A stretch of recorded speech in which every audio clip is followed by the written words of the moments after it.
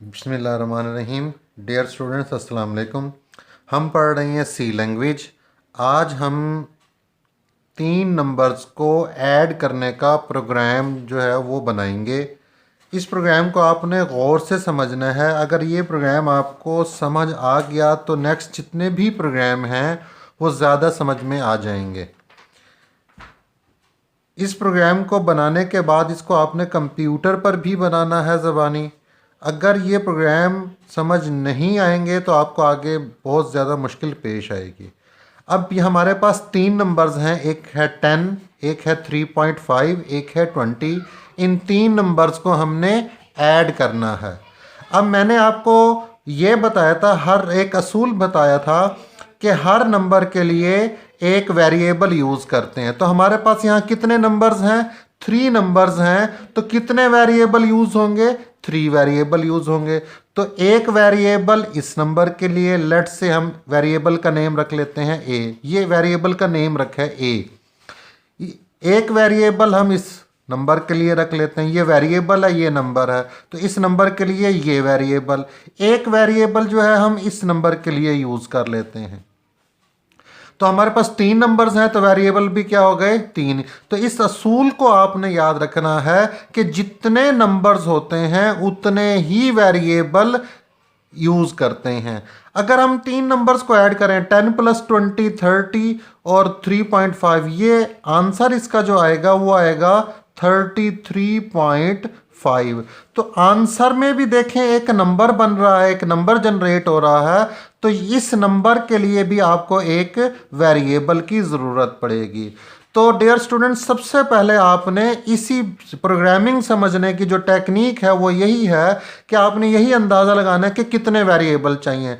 तो हमें यहाँ से हमें पता चल गया कि हमें 4 वेरिएबल्स चाहिए। अब इसमें आपने गौर से देखें कि कितने नंबर इंटीजर हैं। इंटीजर नंबर किसे कहते हैं? बगैर इशारिया वाले नंबर को इंटीजर। तो एक 10 इंटीजर है, एक 20 जो है ये इंटीजर, इसमें पॉइंट नहीं आ रहा, इसमें इशारिया नहीं आ रहा। तो इंटीजर नंबर्स के लिए हम कौन से अल्फाज इस्तेमाल करते हैं? इंट का लफ्ज़ इस्तेमाल करते हैं। तो कौन कौन से वेरिएबल की टाइप इंट होगी? एक ए की और एक सी की, क्योंकि ए की जो वैल्यू है 10, ये इंटीजर है, इसकी वजह से ए की टाइप इंटीजर रखी। सी वेरिएबल है तो इसकी वैल्यू भी क्या है? 20 इंटीजर है, इसलिए ए और सी जो हैं वो इंटीजर टाइप के हैं। इसी तरह जो बी वेरिएबल है इसकी वैल्यू क्या है? पॉइंट में है 3.5, और डी वेरिएबल इसकी वैल्यू भी पॉइंट में आ रही है। तो इसके लिए हम इस्तेमाल करेंगे float, FLOAT, float, B, D। याद रखना ये इंट और फ्लोट ये डाटा टाइप कहलाती हैं, नेक्स्ट डिटेल में भी पढ़ेंगे। और इस इंट के आगे नंबर नहीं लिखते, वेरिएबल के नाम लिखते हैं, और फ्लोट के आगे भी नंबर नहीं लिखते, वेरिएबल के नेम लिखते हैं। तो इंट बगैर इशारिया वाले नंबर के लिए इस्तेमाल होती है डाटा टाइप, और फ्लोट इशारिया वाले नंबर के लिए इस्तेमाल होती है डाटा टाइप। अब हम एक प्रोग्राम के ज़रिए इसको सॉल्व करते हैं।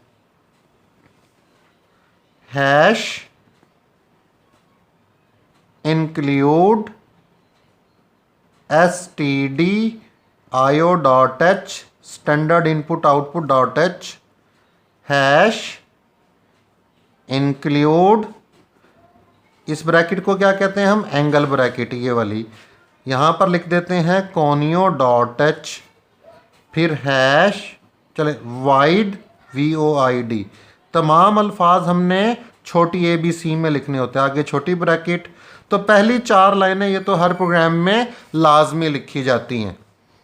अब हमने सबसे पहला स्टेप क्या करना? स्टूडेंट को यही समझ में आती है कि पहले क्या लिखना है, फिर क्या लिखना है, फिर क्या। तो स्टेप याद रखें, सबसे पहले वेरिएबल को डिक्लेयर करें। ऐसे ही बोलते हैं, वेरिएबल को डिक्लेयर करें। डिक्लेयर करने का मतलब है कि कितने वेरिएबल हैं और किस टाइप के। तो इस प्रोग्राम में हमारे पास ए और सी वेरिएबल इंटीजर टाइप के हैं, और फ्लोट बी और डी वेरिएबल B, D ये फ्लोट टाइप के हैं। तो ये है वेरिएबल को डिक्लेयर, यानी वेरिएबल के नाम लिखना और उनकी टाइप लिखना, वेरिएबल के नाम लिखना और उनकी टाइप ना। ये पहला स्टेप है। सबसे पहले हम प्रोग्राम में मेन फंक्शन में यही काम, ये पहली 4 लाइनें तो फिक्स हैं, उसके बाद हम ये काम करते हैं। उसके बाद हमने जिन वेरिएबल की वैल्यू क्वेश्चंस में गिवन होती है दूसरे स्टेप में वो लिखते हैं। डियर स्टूडेंट्स याद रखें, देखें यहाँ पर ए की वैल्यू भी गिवन है, बी की वैल्यू भी गिवन है, सी की वैल्यू भी गिवन है, डी की वैल्यू हमें गिवन नहीं है, ये हमने मालूम करनी है। ये तो आंसर है, ये हमें बताया नहीं गया सवाल में, ये तो हमने इन तीनों को ऐड करके मालूम किया है इसकी रिजल्ट के तौर पर। तो डी की वैल्यू आपको गिवन नहीं है, दी नहीं गई, दी आपको 3 वैल्यूज दी गई थी। तो दूसरे स्टेप में क्या करना होता है, आपने वेरिएबल्स को वैल्यू देनी है। ए की वैल्यू 10 दी गई, बी की वैल्यू आपको 3.5 दी गई, सी की वैल्यू आपको 20 दी गई।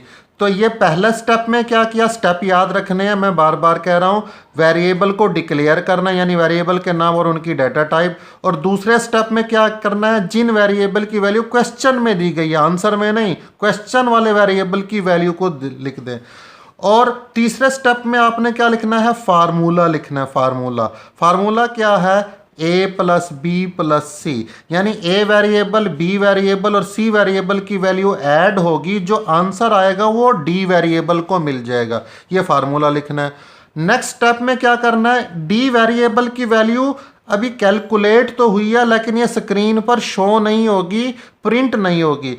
तो इस वेरिएबल की वैल्यू प्रिंट करवाने के लिए फंक्शन लिखा जाएगा प्रिंट एफ, इकट्ठा लिखना है प्रिंट एफ या, और यहां पर लिखेंगे परसेंटेज एफ कॉमा डी। जिस वेरिएबल की वैल्यू प्रिंट करवानी होती है वो यहां लिखी जाती है। तो परसेंटेज एफ क्यों लिखते हैं भाई, ये डी वेरिएबल जो था, अगर आप गौर करें, ये डी वेरिएबल फ्लोट टाइप का है। अगर ये वेरिएबल की टाइप, आप यहां पर गौर करें कि जो ये वेरिएबल है डी, जिसकी वैल्यू ये यहाँ पर हमने कैलकुलेट की है, यहाँ पर सिर्फ कैलकुलेट हुई है, यहाँ प्रिंट होनी है, यहाँ प्रिंट एफ लिखने से इसकी वैल्यू प्रिंट होनी है, और ऐसे लिखने हैं। तो परसेंटेज एफ क्यों लिखा गया यहाँ पर परसेंटेज डी भी लिखा जाता है, परसेंटेज एस भी लिखा जाता है, परसेंटेज एफ भी लिखा जाता है। कब लिखा जाता है, अगर ये वेरिएबल इंटीजर टाइप का है तो यहाँ परसेंटेज डी लिखेंगे, अगर ये वेरिएबल फ्लोट टाइप का है तो ये परसेंटेज एफ लिखेंगे। देखें यहाँ पर ये जो डी वेरिएबल है, ये यहाँ से पता चलेगा हमें कि ये वेरिएबल फ्लोट टाइप का है, इसलिए हमने परसेंटेज एफ लिखा है। तो इसके लिखने की वजह से इसकी वैल्यू जो कि कितनी है 33.5, जो यहाँ से कैलकुलेट होगी तो ये प्रिंट हो जाएगी। तो प्रिंट एफ लिखने से ये वैल्यू जो है वो प्रिंट हो जाएगी। आखिर में क्या है, करली ब्रेस है।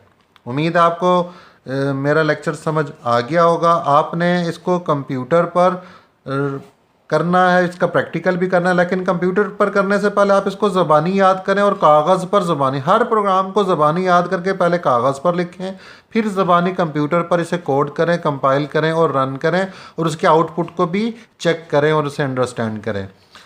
उम्मीद है आपको मेरा लेक्चर समझ आ गया होगा।